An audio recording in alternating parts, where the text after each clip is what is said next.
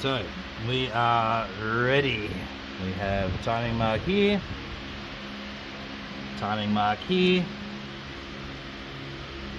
This dot needs to line up with at least one of these chain links, so we're happy here. And our tensioner is in place, ready to go. So in case you were curious, I shall show you what happens when we pull the pin. It's super duper exciting. Oh my god, this is actually really hard. Ready, and boom! Done. We have timing. Chain is tight and we are ready to go. So now, according to all of the instructions, I need to remove this locking tool and then rotate this one twice, which will rotate the entire assembly twice, and then lock it back in place.